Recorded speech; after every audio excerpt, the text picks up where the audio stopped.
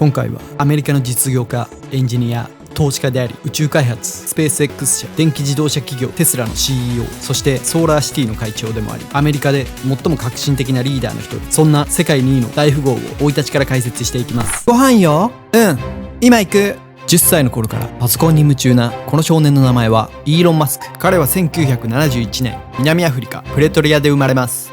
イーロン、挨拶しなさい。あれ、イーロンは？父の知り合いのパーティーで、イーロンはその家の書斎でも読書をするほど本が好きな少年でした。今日はこれとこれかな。特にファンタジーや SF 小説をたくさん読んだことが後の将来の夢につながっていきます。これってどうなってるの？何かわからないことがあるとすぐに尋ねる子供で、どんどんと物知りになっていき、家族からは百科事典とあだ名をつけられていました。その後両親が離婚、さらに学校ではひどいいじめを受け、それは病院に入院することもあったほどです。けれどイーロンには夢中になれるものがありました。できた。イーロンは12歳までにプログラミングを独学で習得し、自作のゲームソフトを作りました。彼は母親の勧めでそのゲームを PC マガジン誌へ送り、なんと$500の賞金をもらいます。このゲームはブラスターといって、現在もインターネット上でプレイすることが可能です。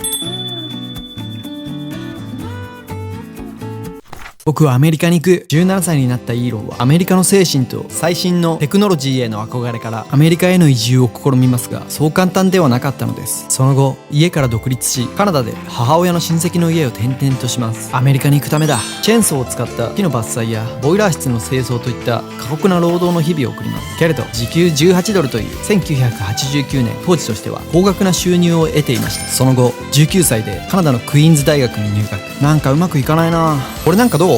大学生になり、パソコンのパーツや本体を学生に売る副業を開始。ハイスペックなゲーム機からシンプルなワープロまで、学生たちのニーズに合わせたものを一般に販売されているものより安く販売していました。さあやっとここまで来た。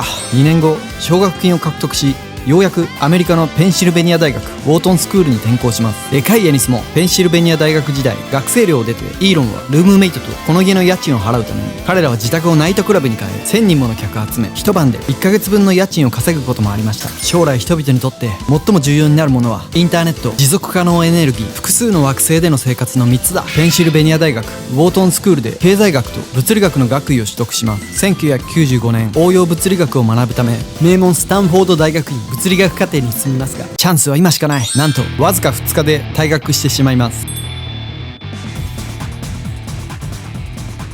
いいの兄さん、スタンフォードだよ。知識は基本的に無料で獲得できるんだ。キンバル、一緒に会社を起こそう。父親からもらった$28,000を元手にマスク兄弟はZIP2を立ち上げます。しかし起業はしたものの資金難が続きます。さっぱり。安いオフィスを借り、そこのソファに寝泊まり、シャワーは近くのキリスト教青年会で浴びていました。いつか高級なご飯をお腹いっぱい食べたいな。キンバル、今日はごちそうだぞ。ごちそうってハンバーガーじゃん。たまに行くファーストフードが唯一のごちそうだという貧しい生活ですが、イーロンの心が負けることはありませんでした。来た来た来た。 IT ブームが到来し、イーロンの会社ZIP2 も順調に成長。1999年コンパックに約$3億で買収され、イーロンも$2200万を手にしています。どんどん行くぞ。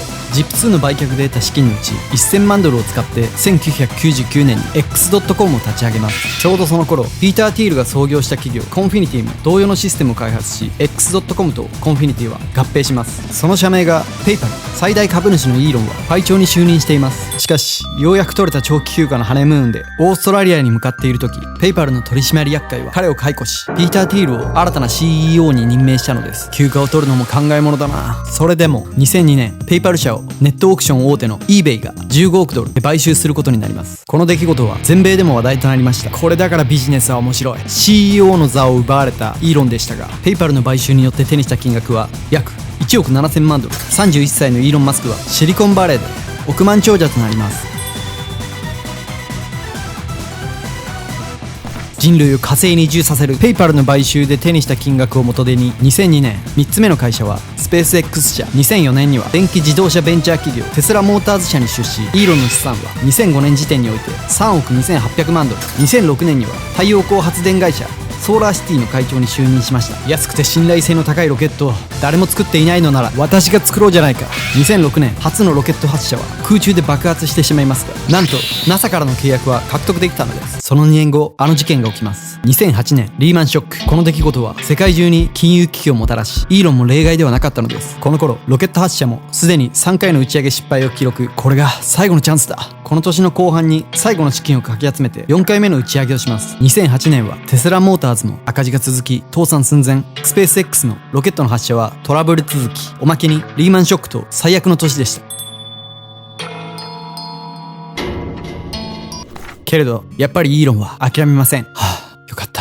スペース X のロケットは4回目の実験で初めて打ち上げ成功しました。さらに2つのいいニュースがありました。1つは宇宙への物資補給のためにスペース X 社が NASA と15億ドルの契約を結び、もう1つはテスラに外部投資家が現れたことです。なんとか間に合った。そしてクリスマスイブの18時、期限ギリギリでなんとか資金難を脱しました。その後テスラモーターズは2010年6月に上場、2億2600万ドルを調達します。2013年にはハイパーループ構想を明かします。ハイパーループとは乗客を乗せロサンゼルスサンフランシスコ間を30分で移動させる構想です。2015年後半には AI を研究。2016年トンネル採掘会社であるボーリングカンパニー社およびブレインマシンインターフェース企業のニューラリンク社を起用。テスラモーターズはソーラーシティを26億ドルで買収しました。2018年2月時点では個人資産204億ドルとされています。さあ今週も100時間働くぞ。イーロンはかなりのハードワーカーで、ここ15年間で1週間に平均で100時間働き、平均睡眠時間は6時間であると語っています。スペース X 社を創業してから2週間しか休んでいないと語っていたこともあります。テスラ社が破綻した。2018年エイプリルフールにこのツイートで株価を最大 8% 下落させました。 SNS 上でもその存在はずば抜けて高く、 Twitter のフォロワーは5700万人を超えます。さらに2018年にはテスラモーターズのモデル3の生産の遅れを自ら工場に寝泊まりをして改善を行っていくことになり、数ヶ月後にはまたも自身のツイートが原因で株価が大暴落。株主や元社員からの提訴を受け、この出来事で罰金2000万ドルとテスラモーターズの会長の座を一時失います。それでも2020年5月、テスラの株価が史上最高値を記録しますが、またも自らのツイートが引き金となり、テスラの株価が約 21% 下落します。日本円にするとなんと1兆5000億円となります。けれどテスラモーターズはこのコロナ禍でも目標生産台数50万台を突破。株価は上昇します。2021年1月7日、純資産が1885億ドル超えに到達し、アマゾンの CEO ジェフ・ベゾスを上回り世界一の大富豪となりました。しかしすぐに抜かれてしまい、2021年2月世界2位の億万長者となりました。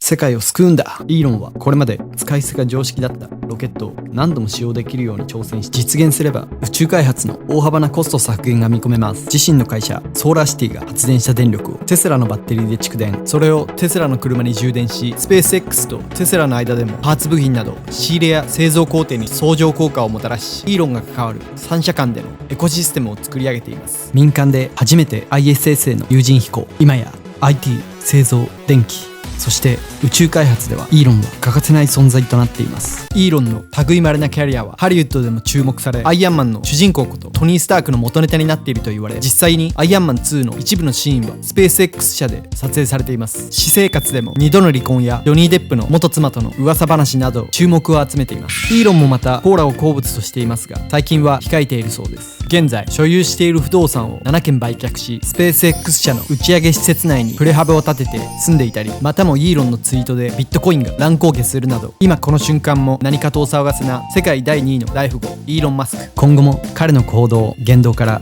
目が離せません。